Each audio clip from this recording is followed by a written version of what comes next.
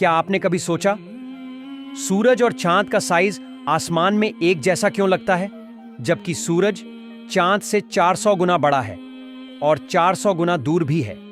यही वजह है कि जब सूरज ग्रहण होता है तो चांद सूरज को बिल्कुल बराबरी से ढक देता है। आज की मॉडर्न साइंस बताती है कि चांद की दूरी धरती से लगभग 3,70,000 किलोमीटर है और सूरज की दूरी लगभग 15 करोड़ किलोमीटर है। हम इन दोनों को आपस में भाग दें, डिवाइड करें।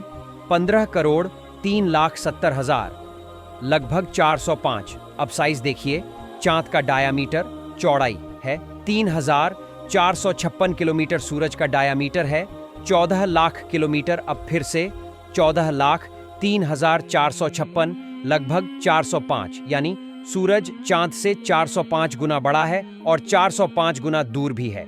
इसीलिए जब हम आसमान की तरफ देखते हैं तो दोनों एक जैसे साइज के दिखाई देते हैं और यही वजह है कि जब सूर्य ग्रहण होता है तो चांद सूरज को बिल्कुल बराबरी से ढक देता है। ये कोई इत्तेफाका नहीं, बल्कि एक बेमिसाल तल्लीक और तस्वीर का नमूना है। अब सुनिए कुरान क्या कहता है। सूरज और चांद एक तयशुदा हिसाब से चल रहे हैं। सूरह अर-रहमान आयत 5, यानी ये जो कॉस्मिक कैलकुलेशन है ये कुरान ने पहले ही बता दिया था।